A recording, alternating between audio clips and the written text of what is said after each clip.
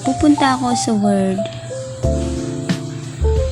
Kung dun sa mga gustong malaman kung paano i-transfer yung file o yung files nila or document nila papunta sa phone nila is ganito lang. So, I will teach you kung paano mag-transfer. So, pupunta ako sa aking file. Yan. So, i-open ko. Yan. So, pili ako dito sa folder na to na maraming document na ipapasa ko doon sa aking phone. So, ayan.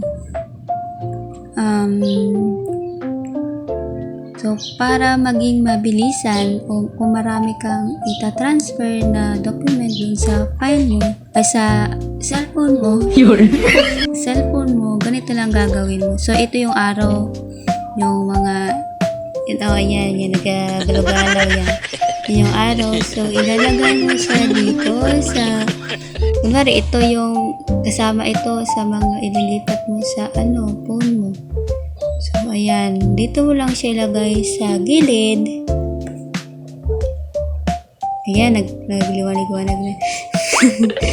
So, ilalagay mo lang siya sa gilid. Tapos, ganito lang gagawin mo. So, pabayaan mo na yung arrow doon. Since wala akong patungan, so, gagamitin ko yung aking paa. Taga-ipit. Ayan.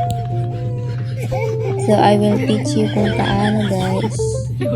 Sorry, magalaw. Wala kasi ako. Wala ako. Yan. So, ayan. So, nandun yung arrow. Huwag mo nang gagalawin. Then, ito. Pipindutin mo ito ng matagal. Yan, didiinan mo. Tapos, ito, gagamitin mo sa slide kung hanggang saan yung gusto mong i-copy. Yan. Yan. Nakikita niyo yung video na yan. So, gumagalaw na. Ito yung ika-copy mo. Ililipat mo sa phone mo. Then, ayan na. Bibitawan mo na.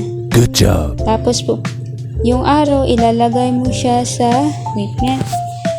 Yung arrow. So, ito yung arrow. Ayan yung arrow. Ilalagay mo siya dito. Tapos, yan, sorry. Maliwanag. Tapos, pipindutin mo. Ilagay mo sa blue yung arrow. Tapos, pipindutin mo. Yan. So, yan yung mangyayari. Then, merong lalabas. So, kung gusto mo ilipat sa phone is, punta ka sa show more options. Then, yung pipindutin mo. Then, makikita mo to. So, punta ka sa send to. Ito yung send to, guys. Ito yung send to. Ay, sorry. Nasama yung share. Send to. Ayan. Pag send to, pag natapat mo siya, yan yung lalabas.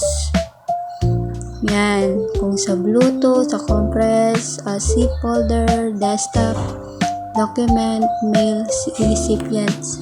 So, yung phone ko kasi is ginagamit ko sa pag-video. So, hindi ko siya nakakabit sa gilid. Pero, dito guys is makikita mo kapag nakakabit yung connect yung phone mo dito sa laptop. So, makikita mo dito yung phone mo, kung anong pangalan ng phone mo. Then, dun mo lang siya ipipindutin. Then, after nun, copy na. So, ang dali guys, diba? Very ang dali. So, para malaman mo kung nakakonect yung phone mo, so ituturo ko rin paano nakakonect. So, wait, isa lang yung phone ko kasi. So, kunwari, dalawa yung phone ko. So, nakakonect, nakasaksak siya dito. So, nakakonect siya sa laptop. Then, para gusto mo siyang double check kung ano ba, kung naka-connect siya para para mapasa or mapasa yung document. Kunwari, yung document mo gusto mo ipasa sa phone. So, tingnan mo to kung nakakonect yung phone mo dito sa laptop. Para pag copy ka, pag napindot mo yung kanina, makikita mo yung phone mo. So, ito lang yung gagawin mo, guys. Punta ka dito, yan. Tapos, hahanapin mo dito yung phone mo. Pag lumabas na, so it means nakakonect siya. So, makakopy mo na yung files mo, yung document mo, papunta doon sa phone mo. So, yun, ang dali lang, guys. Very easy. So, ayan, guys.